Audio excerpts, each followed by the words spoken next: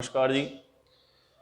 आज अपना class 10th का जो कल का अपना चैप्टर था प्रधानमंत्री, और प्रधानमंत्री के बारे में हमने सारी नॉलेज प्राप्त कर ली थी। आज हम उससे आगे चलते हैं और आज का हमारा जो टॉपिक है वो क्या है, मंत्री परिषद।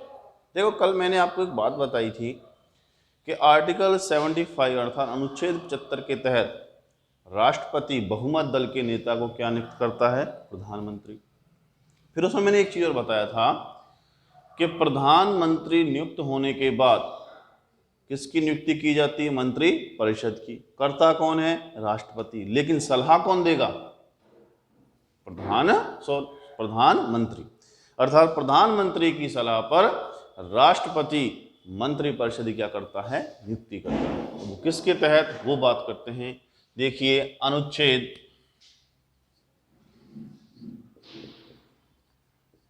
74 के, किसके तहत, अनुच्छेद 74 के तहत प्रधानमंत्री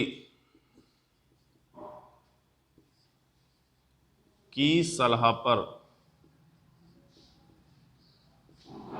राष्ट्रपति मंत्री परिषद का गठन करता है। ठीक है, तो अनुच्छेद 74 के तहत प्रधानमंत्री की सलाह पर राष्ट्रपति किसका गठन करता है, मंत्री परिषद का गठन करता है। मंत्री परिषद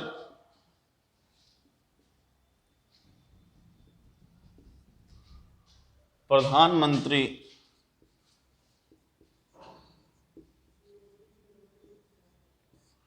की सहायता के लिए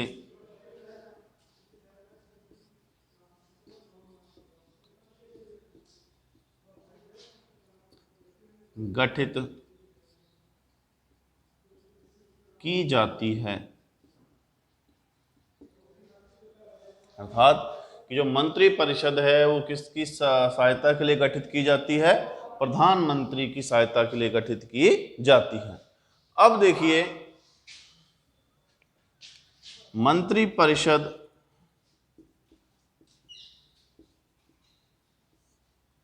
सब एक के लिए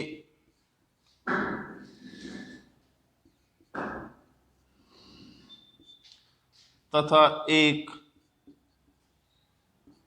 सबके लिए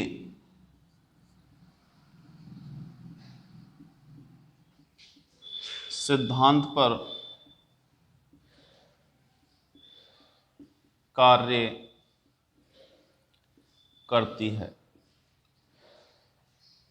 देखो, सब एक के लिए और एक सबके लिए, अर्थात प्रधानमंत्री किस पर निर्भर रहता है, मंत्री परिषद पर, और संपूर्ण मंत्री परिषद किस पर निर्भर रहती है, प्रधानमंत्री पर।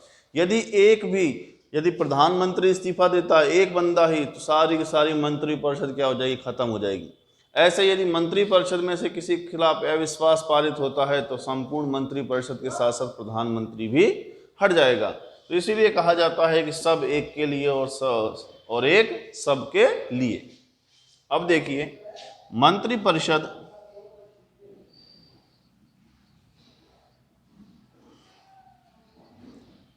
सामूहिक रूप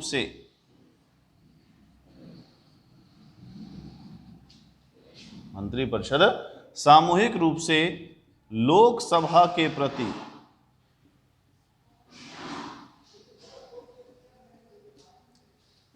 उत्तरदायी रहती है। ठीक है, तो मंत्री परिषद जो उत्तरदायी होती है, अर्थात जहां प्रश्नों के वो उत्तर देती है, वो किसके प्रति होती है, सामूहिक रूप से लोकसभा के प्रति उत्तरदायी होते हैं। अर्थात लोकसभा के सदस्यों से के द्वारा पूछे गए प्रत्येक प्रश्न का वो क्या देती है, जवाब देती है। अब ये तो थी मंत्री परिषद की थोड़ी सी हमने बात की है कि मंत्री परिषद किस अनुच्छेद के तहत बनाई जाती है, 74 के तहत, और किसकी सलाह पर, प्रधानमंत्री की सलाह पर। बनाता कौन है, राष्ट्रपति बनाता है, और ये सहायता किसकी करती है, प्रधानमंत्री करती है। और किस सिद्धांत पर कार्य करती है, कि सब एक के लिए और एक सब के लिए, इस सिद्धांत पर यह कार्य करती है। और मंत्रिपरिषद सामूहिक रूप से किसके प्रति उत्तरदायी होती है? लोकसभा के प्रति उत्तरदायी होती है। अब आगे बात करते हैं मंत्रिपरिषद का गठन कैसे होता है।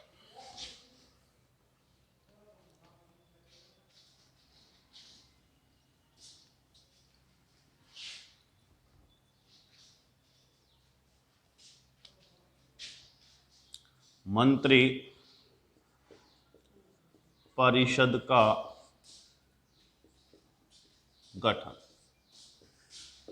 अब देखिए, हम मंत्री परिषद बनाने जा रहे हैं तो सबसे पहले क्या होगा? प्रधानमंत्री की नियुक्ति। भाई सबसे पहले कौन बनेगा? प्रधानमंत्री।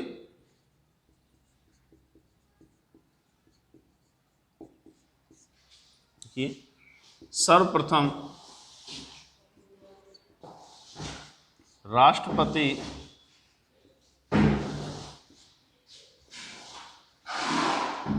बहुमत दल के नेता को प्रधानमंत्री नियुक्त करता है। तो सबसे पहले किसकी नियुक्ति होती है? प्रधानमंत्री की क्या होती है? नियुक्ति होती है। और प्रधानमंत्री की नियुक्ति होने के बाद प्रधानमंत्री अपनी सलाह देता है किसको? राष्ट्रपति को, और राष्ट्रपति उसके अनुसार किसकी नियुक्ति करता है? मंत्रिपरिषद की नियुक्ति करता है। दूसरा, मंत्रिपरिषद का गठन प्रधानमंत्री की सलाह पर राष्ट्रपति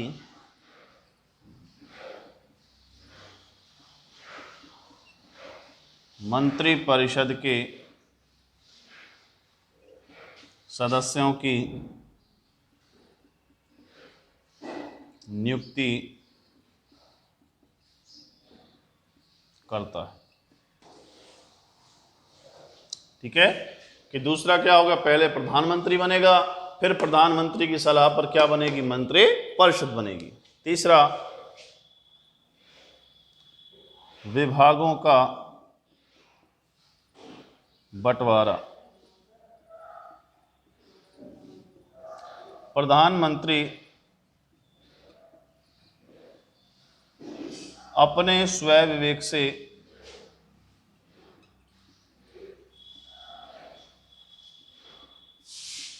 सभी मंत्रियों के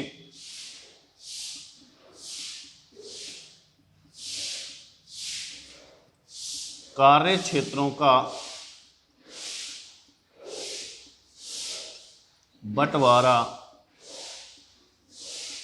करता है।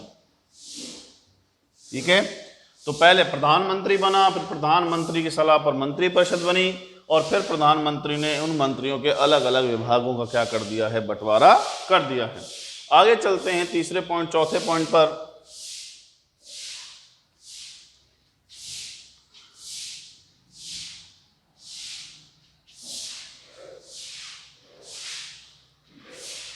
शपथ। देखिए, मंत्रिपरिषद के सदस्यों को राष्ट्रपति पद व गोपनीयता की दोहरी शपथ दिलाता है। देखो क्या होता है कि इन सदस्यों को शपथ कौन दिलाता है? राष्ट्रपति। और कितनी? दो, एक तो पद की और एक गोपनीयता। पद यानी कि जिस पद पर उसे बिठाया जा रहा है, मंत्री बनाया जा रहा है, उसकी शपथ। दूसरी, उस पद पर रहते हुए जितनी भी सरकारी बातें होती हैं या फिर सरकार से संबंधित जो भी बातचीत है उसको वो क्या बनाए रखेगा? गोपनीय बनाए रखेगा, किसी के सामने उसे प्रस्तुत नहीं करेगा। तो ये दो प्रकार की शपथें, पद और गोपनीयता की शपथ कौन दिलाता है? राष्ट्रपति दिलाता है। किनको? मंत्रिपरिषद के सदस्यों को। आगे पांचवा है कार्यकाल।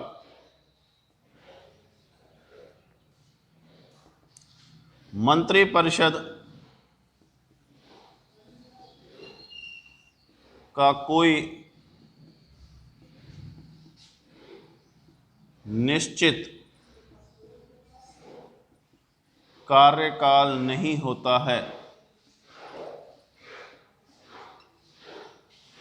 यह राष्ट्रपति के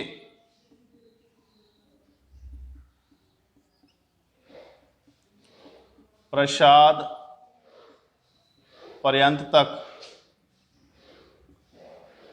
कार्य करती है।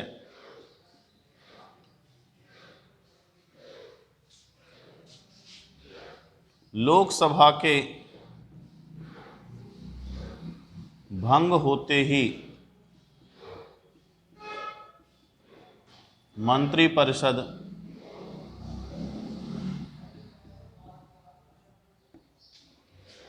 स्वतः ही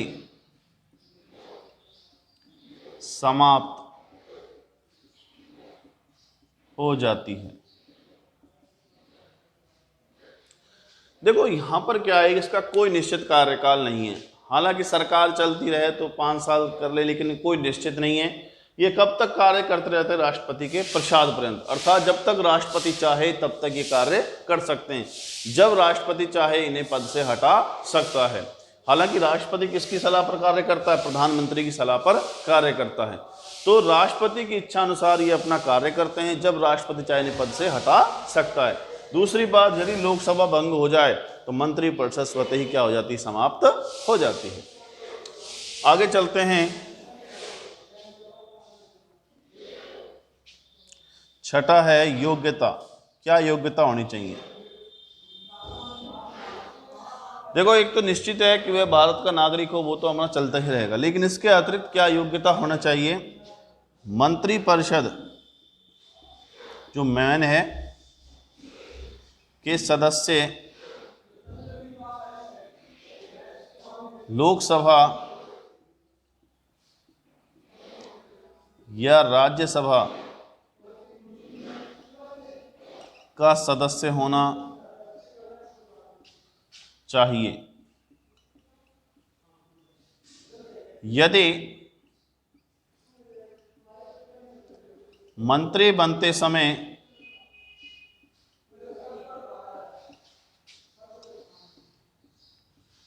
वह किसी भी सदन का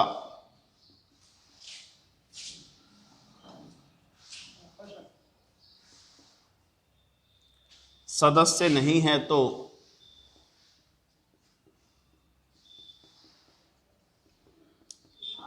उसे 6 माह के अंदर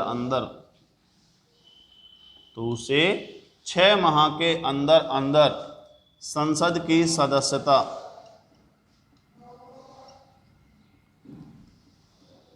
लेना अनिवार्य होगा।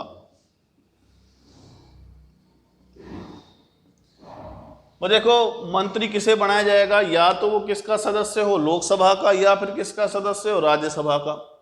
लेकिन ऐसा भी है कि उसे मंत्री बना दिया जाएगा चाहे वो लोकसभा राज्यसभा का सदस्य ना भी हो। तो मान लो किसी को मंत्री बना दिया और ना वो लोकसभा का सदस्य ना वो राज्यसभा का, तो मंत्री बन जाएगा।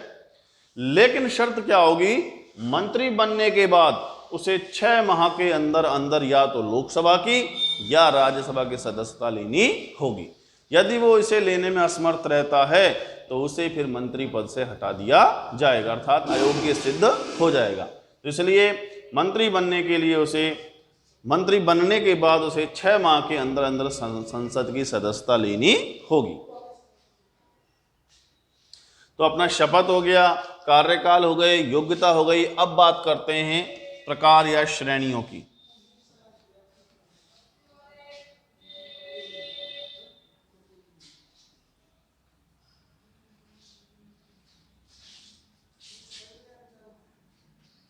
मंत्रिपरिषद के प्रकार या मंत्रियों की श्रेणियां।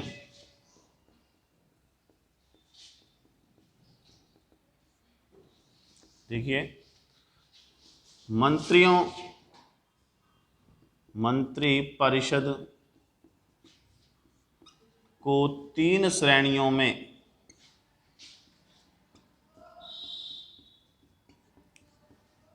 बांटा गया है।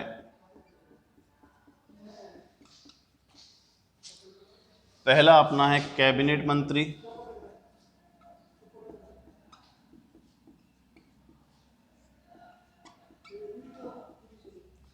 दूसरे अपने आते हैं राज्य मंत्री, और तीसरे हमारे होते हैं उप मंत्री। ठीक है, तो 3 प्रकार के अपने मंत्री होते हैं, एक कैबिनेट प्रकार के मंत्री होते हैं, एक राज्य मंत्री होते हैं, और तीसरे हमारे क्या होते हैं, उप मंत्री होते हैं। और इन तीनों के अलग अलग दर्जे होते हैं और इनको अलग अलग श्रेणियों में बांटा जाता है। तो इसी के साथ हमारी मंत्री परिषद का गठन क्या होता है, समाप्त होता है। मंत्री परिषद के कार्य एवं शक्तियों की बात करेंगे कल। ओके।